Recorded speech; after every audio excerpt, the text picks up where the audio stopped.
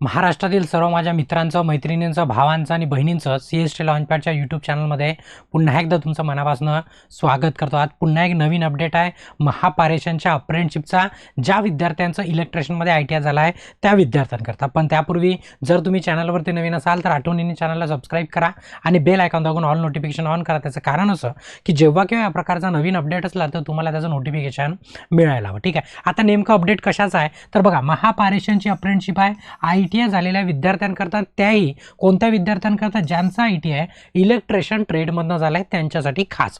तर आता कुठची अप्रेंटिसशिप तर बघा, बीड, गिरवली तेही बीड जिल्ह्यामध्ये येते, त्याच्यानंतर नांदेडनंतर कुंभारगाव तेही तुमचं नांदेड जिल्ह्यामध्ये येते, आणि सोबतच लातूर. आणि एकूण जर जागा बघितल्या त्या आहे 131. आता याची जर तुम्हाला प्रत्येक बघा 5 ठिकाणच्या अप्रेंटिसशिप आहे मी एकत्र कंबाईन करून घेतल्या. 5ही ॲडव्हर्टाईज वेगळ्या आहे, 5ही नोटिफिकेशन वेगळे आहे, तर त्याच्या वेगळ्या PDF आहे, तुम्हाला त्या पाहिजे असणार. आणि अप्लाय करायची लिंक सर्वांची सारखी आहे आणि बरीचशी म्हणजे सर्व माहिती सर्वांची सारखी आहे, फक्त ते जे वेगळं आहे ते सांगतो आणि सारखं आहे तेही सांगतो. आणि जर तुम्हाला ही पूर्ण ॲडव्हर्टाईज डाउनलोड करायची असेल तर आपलं CST लॉन्चपॅडचं टेलिग्राम चॅनल आहे आणि व्हॉट्सअपचं चॅनल आहे, ज्या दोघांपैकी तुम्हाला योग्य किंवा सहज पोहोचणं त्यापर्यंत शक्य आहे त्या चॅनलला काय करा, जॉईन करा. तिथे तुम्हाला पूर्ण PDF प्रोव्हाइड करून दिलेला आहे. नेहमी PDF तिथेच दिल्या जाते.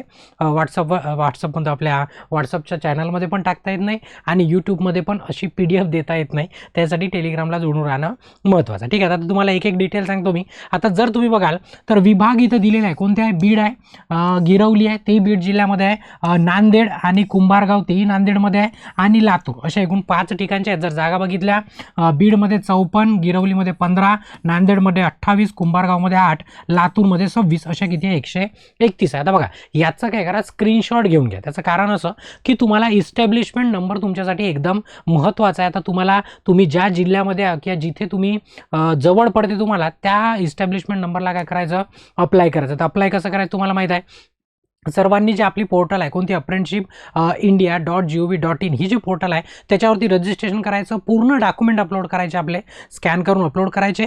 मग अपलोड झाल्यानंतर म्हणजे 100% तुमची प्रोफाईल क्लिअर झाली की त्याच्यानंतर माय अपॉर्च्युनिटीमध्ये जायचं, डाव्या हातावरती टॅब आहे, आणि मग एक नवीन इंटरफेस ओपन झाला की तर कुठलं काहीच भरायचं नाही, फक्त या सर्च बॉक्समध्ये आत्ता जो मी नंबर दिला ना त्याच्यातला तुम्हाला जिथे अप्लाय करायचा तिथचा नंबर टाकायचा आणि एंटर करायचा. ऑटोमॅटिक तुम्हाला खाली अप्लायचं ऑप्शन येईल तुमच्या ट्रेडसाठी, बरोबर त्याच ठिकाणची अप्रेंटिसशिप करतात. ठीक आहे, ही झाली ऑनलाईनची माहिती. आता पूर्ण लेटरमध्ये काय काय दिलेलं आहे बघा, 5ही लेटर वेगळे आहे, म्हणजे 5ही ॲडव्हर्टाईज वेगळी आहे, नोटीस वेगळे आहे. आता त्याच्यामधलं सर्व काही कॉमन आहे, फक्त जर नाव बदललं की बाकीचं काय सर्व सारखं, तारखा सारख्या, सर्व त्यांची प्रोसिजर सारखी, सर्वच्या सर्व सारख्या, आणि फक्त ट्रेड पण इलेक्ट्रिशियन. तर एक तुम्हाला सांगतो बघा, कुठची अप्रेंटिसशिप, महापारेषणची आहे. आता हे जे मी लेटर घेतलं आहे ते घेतलं आहे कुठचं, लातूरचं घेतलं आहे. ठीक आहे, लातूर. बाकीच्या ठिकाणचं वेगळं आहे, लेटर वेगळं आहे, पण माहिती सारखीच आहे, एवढं लक्षात ठेवा. पुन्हा एकदा आवर्जून, नाही तुम्हाला वाटायचं सर 5 लेटर का नाही दाखवायची गरज नाही, सर्व काही सारखं आहे. काय सारखं बघा, तुम्हाला अप्लाय करायचं जे अप्रेंटिसशिप पोर्टल आहे ते बिलकुल सर्वांसाठी सारखं आहे, apprenticeshipindia.gov.in. त्याच्यानंतर फॉर्म भरण्याची, अप्लाय करण्याची शेवटची तारीख आहे 11 फेब्रुवारी, तेही रात्री 11:59, म्हणजे जवळजवळ 12 वाजेपर्यंत तुम्ही अप्लाय करू शकता. त्याच्यानंतरचे फॉर्म ग्राह्य धरले जाणार नाही. ठीक आहे, अप्रेंटिसशिपचा जो कालावधी आहे तो तुमच्या जॉईनिंगपासनं 1 वर्षाचा असणार, आणि त्याच्यासाठी इलेक्ट्रिशियन ट्रेडमध्ये तुमचं ITI झालेलं असलं पाहिजे, कंपल्सरी आहे. ठीक आहे, तेही NCVTचं समोर सांगतो तुम्हाला. बघा, शैक्षणिक अर्थ तुमचं माध्यमिक शालांत परीक्षा, ज्याला आपण काय म्हणतो SSC म्हणतो, किंवा मग त्याला आपण 10वी म्हणतो, 10वी झालेलं असलं पाहिजे कंपल्सरी. त्याच्यानंतर तुमचं NCVT नवी दिल्लीचं तुमचं ITI झालेलं असलं पाहिजे वीज तंत्रीमध्ये, म्हणजे 10वी प्लस ITI, तेही NCVTचं ITI, कुठच्याही प्रायव्हेट असो किंवा गव्हर्नमेंट कोणत्याही ITI मध्ये असलं तरी चालेल. ठीक आहे, त्याच्यानंतर महत्त्वाचं आहे की SSCचे गुणपत्रिक, ITIचे उत्तीर्ण गुणपत्रिक आणि तुमचं आधार कार्ड, या तीनही याच्यावरती नाव सारखं असलं पाहिजे. नसेल तर आत्ताच करेक्शनच्या मागे लागून जा.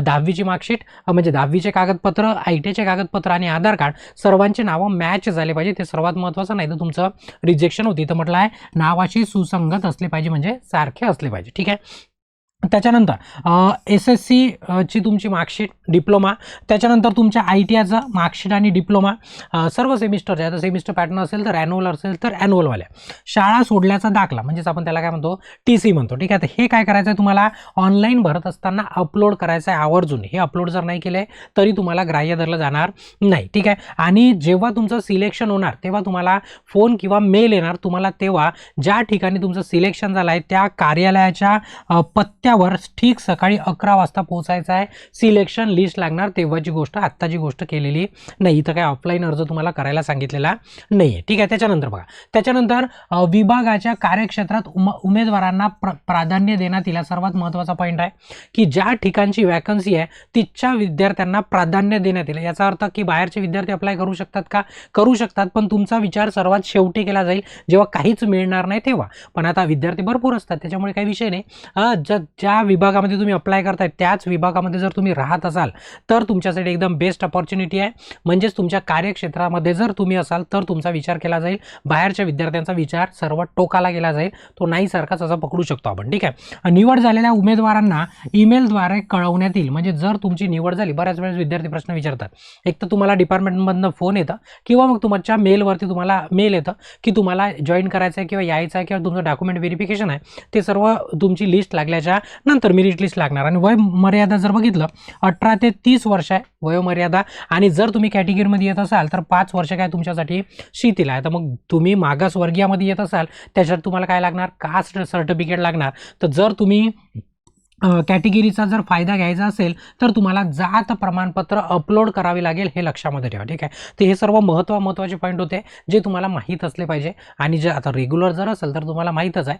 आणि याच्या व्यतिरिक्त जर तुम्ही पारेषण, वितरण किंवा देशातील कोणती सेंट्रल जर टेक्निकल स्पर्धा परीक्षेची तयारी जर करत असाल तर, आणि तुमचा ट्रेड जर इलेक्ट्रिशियन किंवा वायरमन असेल तर तुमच्यासाठी इलेक्ट्रिशियन आणि वायरमनच्या विद्यार्थ्यांचे मास्टर कोर्स आहे विद्युत ब्रह्मास्त्र नावाचा आपल्या ॲपवरती. त्याच्यासाठी तुम्हाला काय करावं लागेल, एकतर CST लॉन्चपॅडची ॲप डाउनलोड करायची प्ले स्टोअरवरनं किंवा इन्स्टिट्यूटच्या नंबरवरती संपर्क करून तुम्ही अधिक माहिती घेऊ शकता. आणि जर जॉईन करायची इच्छा झालीच तर मग आठवणीने 10%चं कुपन कोड आहे त्याला यूज करायचं, जेणेकरून तुमची फीज काय होणार 10% कमी होणार. आणि या कोर्समध्ये इतका सारा कंटेंट आहे की तुम्हाला महाराष्ट्रात शायदच एवढा कंटेंट कुठे मिळणार. ठीक आहे, तर कोर्सचं नाव लक्षात ठेवा, विद्युत ब्रह्मास्त्र. ज्यांनी अनुभव घेतला आहे त्यांच्याशी पण तुम्ही एकदा विचारू शकता. ही जी माहिती होती ती कशाची होती, अप्रेंटिसशिपची होती, तीही कुठच्या महापारेषणच्या. जर व्हिडिओ आवडला असेल तर आठवणीने व्हिडिओला लाईक करा, तुमच्या जास्तीत जास्त मित्रांपर्यंत काय करा, शेअर करा. आणि अजूनपर्यंत जर तुम्ही चॅनलला सबस्क्राईब नसेल केलं तर आठवणीने काय करा, चॅनलला सबस्क्राईब करा आणि बेल आयकॉन दाबून ऑल नोटिफिकेशन ऑन करा. तिथे या सेशनला थांबवतो आणि ब्रेक घेतो. धन्यवाद.